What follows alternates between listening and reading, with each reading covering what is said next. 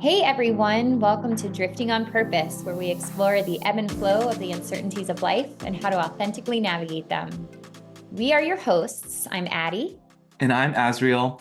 Our mission is to cultivate a community of deep thinkers looking to take the path less traveled to uncover their true selves. Topics range from authenticity, overcoming challenges, finding your purpose, and so much more. We can't wait to share our conversations, our community, and our stories with you. Be sure to like, subscribe, and follow along. Thanks for being here. Your support is really appreciated. So, on today's episode, I am so excited to take a deep dive into Azriel's life. He is an amazing blog partner. He's creative. He's got so many things going for him. And actually, over the weekend, I was reading his story on his website. And in 1977, his mom took a 14-year sailing voyage across the entire world. And in those, on her journeys, she actually had Azriel. And Azriel uses the sea as a metaphor for how he's built his life and how he's navigated his life through the trials, the tribulations, the opportunities, the growth. And so today we're really going to talk about how he came to be and how he uses the sea as a way to move forward through obstacles and beyond. So, Azriel, thank you so much for wanting to talk about this today and just open up about your life story. OMG, thank you for even thinking of it. It was totally your idea.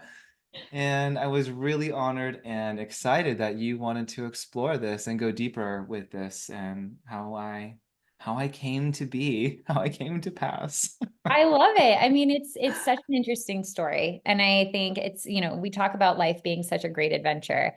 Mhm. And the fact that like you were born basically on one of the biggest adventures that your family probably have ever taken in their lifetime. Yeah. Um, and just kind of came to be. I mean, it just is really cool.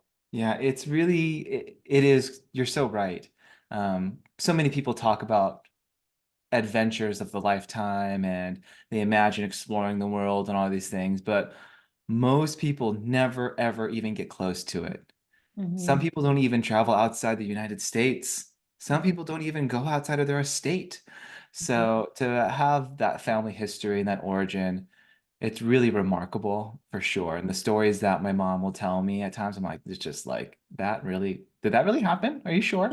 Yeah. Really Is this cool. real? Yeah. That's amazing. And you sailed on a 40-foot yacht, like a sailing yacht called Sun Up, correct? Yeah, yeah. It's called a yacht, a sailing yacht. That's just the way the vessel is called. It's not like I'm not like on a boat, like, like partying on a boat with like, it's literally it has a motor, but it has humongous sails as well, because that's mainly how you're trying to travel to conserve supplies and energy, and fuel. Incredible. And so you were conceived in Australia, correct? Yes, I will. No, well, I was Sorry, I just a was little personal. yeah, I well, sorry, Mom. I was conceived in Hawaii. Oh, nice. I was Okay. born in Australia. Wow. Wow. 9 months later, yeah.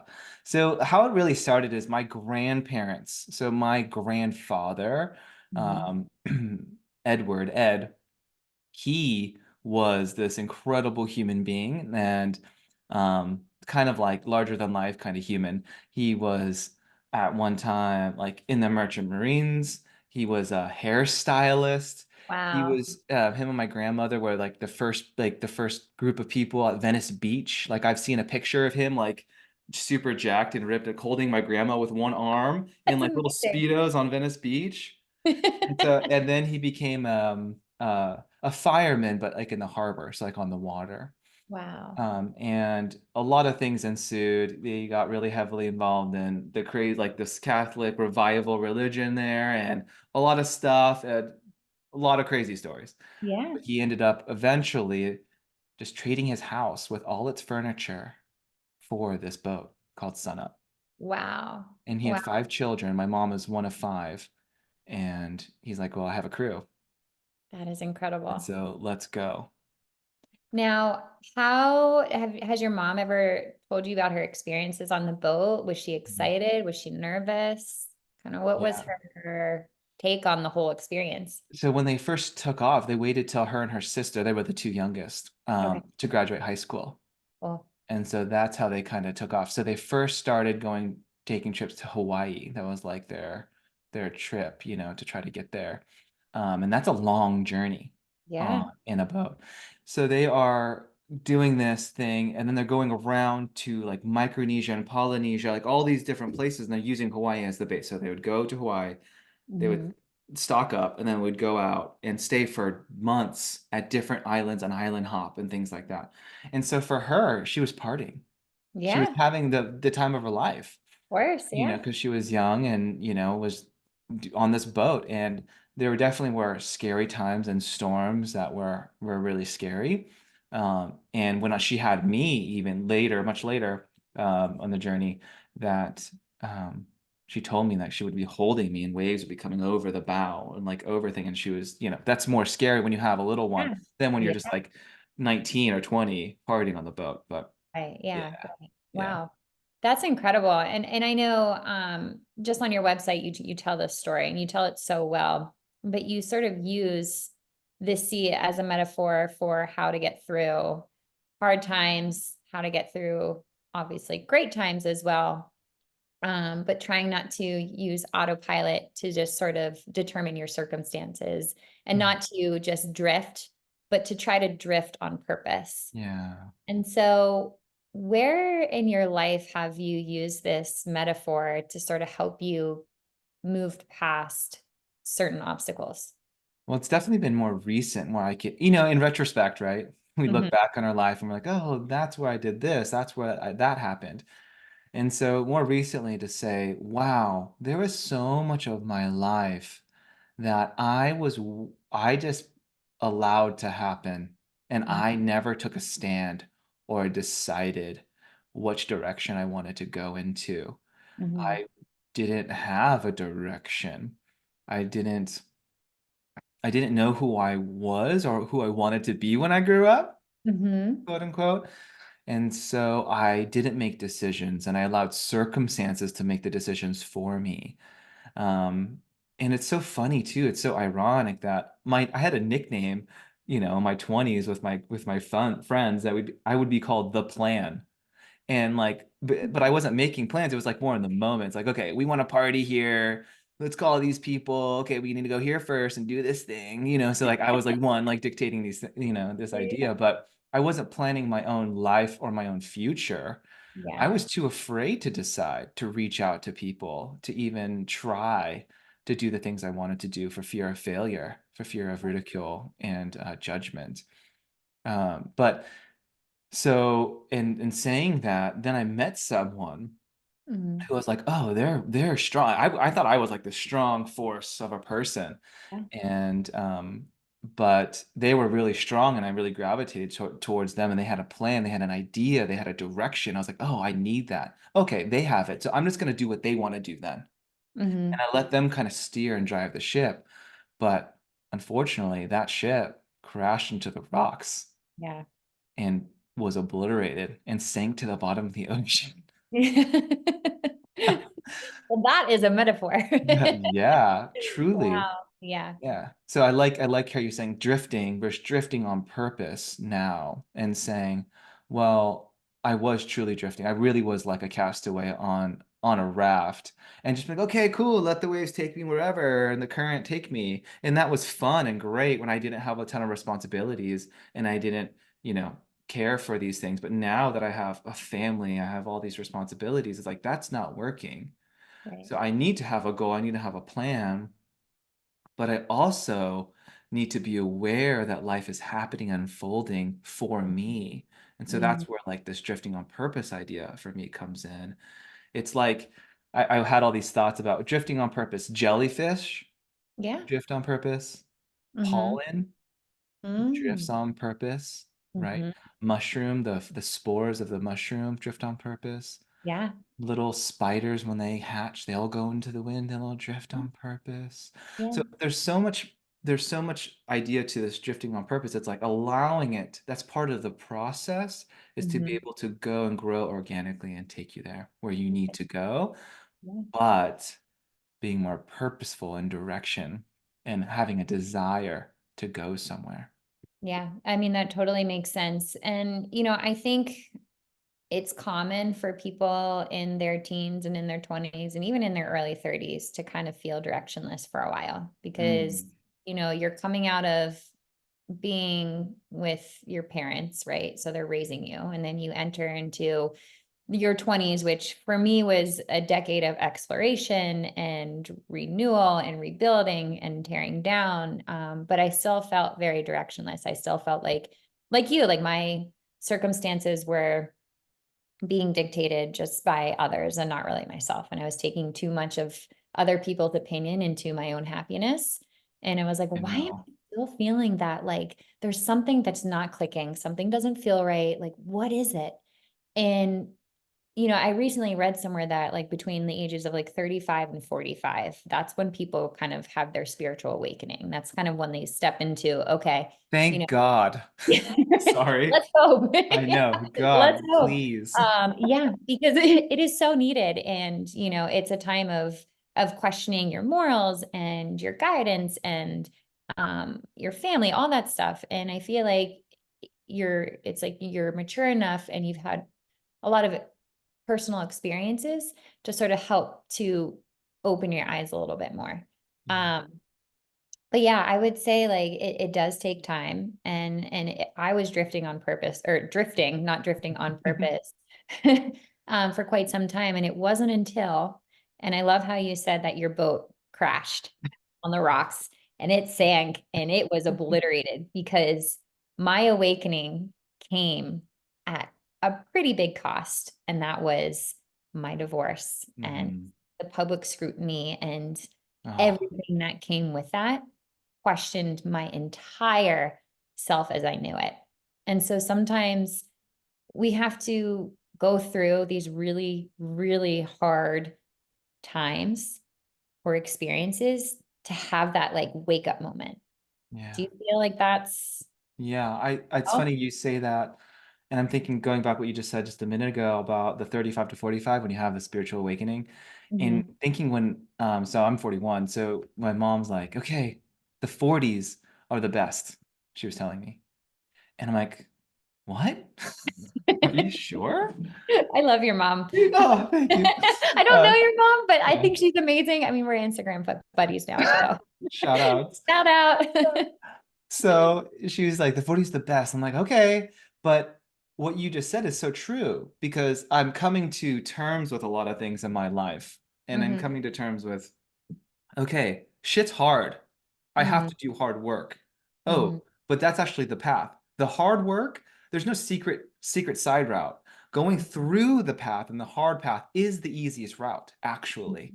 Yeah. And so, but owning that and saying, bring it on, that's wholly a different mentality this decade than it was 20s or even 30s, right? Oh, for sure. And then to go back further, when she had me, she was 22. Yeah. So she was in Australia Mhm. with a baby. I was probably there for 6 months, and then her visa ran out. And so my grandfather, not the most, emotionally like, hey, sorry, you have to do this, let's help you out. It's like, okay, well, you got to get off the boat now. They were Mm. on their way up the Great Barrier Reef up to Indonesia. She was too sick and too pregnant. So they Yeah. just made a left, and it happened to be this little podunk town called Gladstone. Mhm. It's north of Sydney.